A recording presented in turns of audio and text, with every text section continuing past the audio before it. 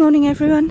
Thought I'd just do a quick talk through of fleece I'm preparing to wash today and tell you what I think of it and why.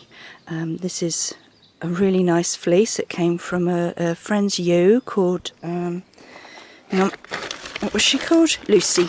So this is Lucy.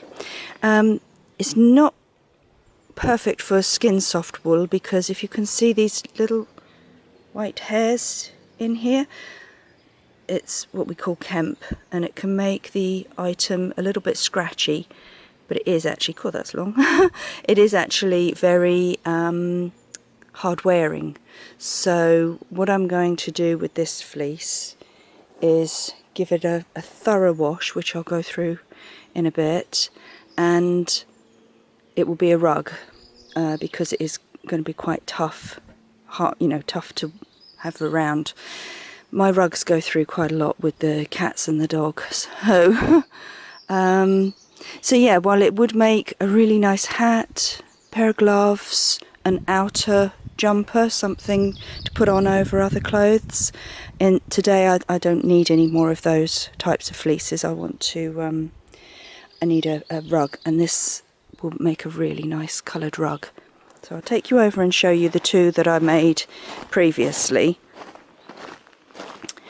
This is what happens. The colours tend to mix a little bit when the rugs are well used, and this one was supposed to be a luxury rug, but it became a cat bed. What a lot of videos don't tell you is how thick you need to twist the wool, and this is too thin, so it's quite an open weave. You also need to pull it really tight to keep it compact. And this is what happens when dogs and cats are let loose on the rug. Can you see it's kind of more felted now? But again, I didn't do it tight enough. So that's something that's really important. You've got to use quite thick, chunky twists of wool and pack it in really tight. So if anybody wants me to do a video on how I make rag rugs, then please leave a comment. And so this end I think is where I started. So it started out quite compact and quite good, and then when I got to this end it all fell apart a bit. And one of the kittens loves to pull tufts out and chew them. So this rug, believe me, gets a heap of wear. It's in front of the fire and they all like to sleep on it and play with it. So, but I still think it looks lovely now that it's been washed. So I'm going to get the buckets filled up. I've got this bucket here, is where I put my fleece. And what I should have mentioned was that Julie's fleece was really quite clean. There was hardly any vegetable matter or dirt in the actual fleece, so it's going to be easy to wash. So that will be the next part of this video. Put the fleece into 2 buckets. It's quite a small fleece, so that it fits perfectly into these buckets.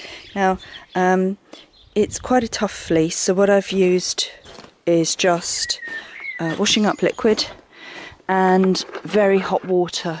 So you can get away with it if it's a sturdy fleece like this, but if it was a delicate fleece like Shetland or, I don't know, anything that's just a little bit more delicate, you don't want to do such hot water. But you have to bear in mind that in sheep's fleece you do have to worry about germs like toxoplasmosis and brucellosis. They can cause miscarriages in pregnant mothers. So I use water that is hot as I possibly can. And I've just noticed in this fleece here, can you see these little white specks? That's scurf. I would think it's scurf. Sometimes it's like a collection of lanolin and it might wash out. That's very hot. And then it's not a problem. But as this is going to be a rug anyway, yeah, look, it's Can you see it's kind of disintegrating? So I think that's build-up of lanolin rather than any bad scurf. There's quite a bit there. If you're spinning, you don't want scurf in the wool. It's unpleasant. It's just downright unpleasant to spin with, and I don't like the thought of wearing anything that's got scurf in it. So I'm glad I've decided to use this as a rug, because it's going to probably be a floor rug or get taken over by the cats again. We'll see. So that's what I do now, is I let that sit. If you were going to spin this and it was delicate, you would not poke it around with a spoon, because there's always a chance of felting it or matting it. But as it's going to be a rug, I'm not being too precious. So I let this sit here, and I don't know if you can see how dirty the water is. There, that's better. That's a combination of dirt and lanolin. So you let the lanolin rise and seep out of the wool. So this will sit here. It's a hot day, so it will stay hot for quite a long time. It will sit here until it's hand hot or even tepid, and then I'll rinse it, and it will go through my very little spin dryer.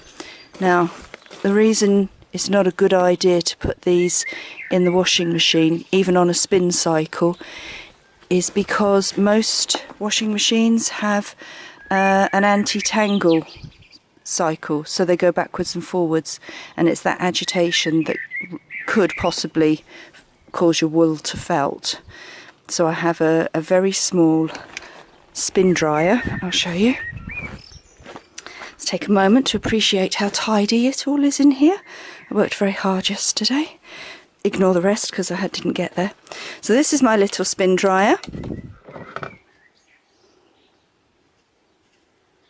Not much to it. It was less than 80 euros, I think.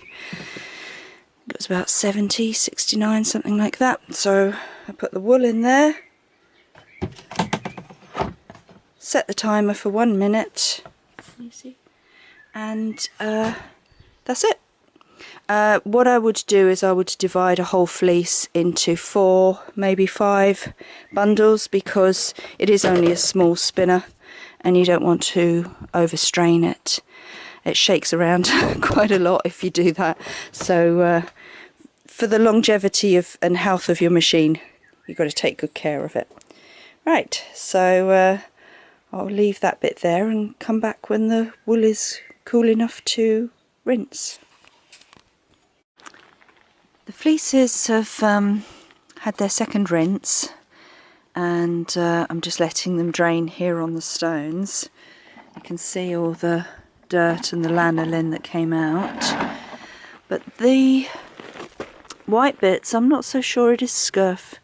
It looks pretty horrible, but I've washed a lot of it between my fingers in the soapy water, and it seems to disintegrate, so I think it's just clumpy lanolin. Can you see that's almost gone there where I've been rubbing it? So this would be probably a good fleece for knitting after all, because for me personally, I do like these natural colours. I think they're lovely, but I do need to make a rug, so that's what I'm going to do. And one other thing I forgot to mention about washing fleece. There are many videos on the internet on how to wash a fleece properly and carefully. I have been pretty rough with this fleece because I intended it to be for a rug.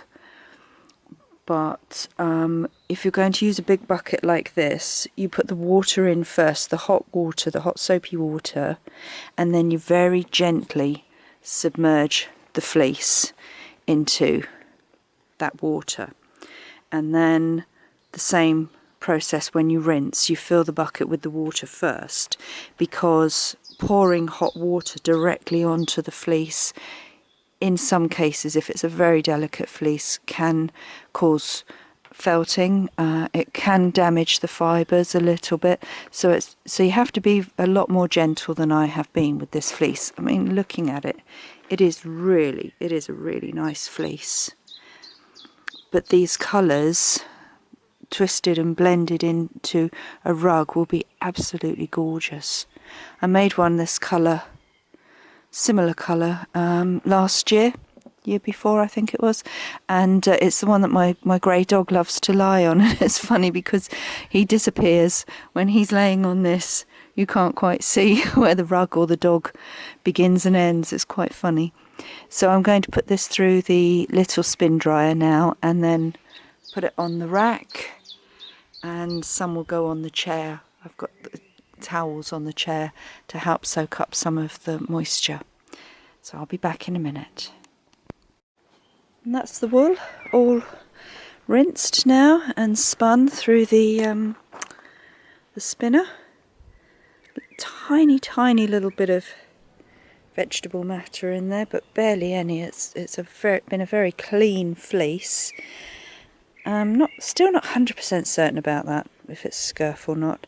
The best way to find out is when it's dry. If I brush it, if it's stuck to the fleece, then there's a good chance that it is scurf. So there we have that there spread out. I don't think it's going to take very long to dry. It's absolutely gorgeous again today. And some on the chair as well. So there are a few mucky bits, but that's the best I can do. I'm sorry if the lanyard keeps flying in front of the camera, but I use the lanyard now since the last one fell in the river. I'm a little bit paranoid about that. Look at my roses, aren't they stunning? My neighbour thought something was wrong with my roses when she came over last week. Can you see that brown stuff?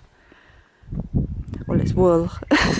So I usually throw all my dirty water into the roses and it gets stuck. And she thought I had some strange disease of my plants. Okay, so it's a fabulous day and I'm going to the studio to do some painting. So the next video, if anybody is interested, will be how I set up the loom to do some peg loom weaving with this fleece. I might add in a darker colour as well for a little contrast. I don't know, I'll see. Okay then, well I hope you all have a glorious day. It's fabulous here at the Wildwoods, so blessings to you all. Have a good day. Bye. Another important thing to remember when you're washing wool is not to have a cat upstage you. Bam Bam has decided this is her bed for the day. Isn't she funny?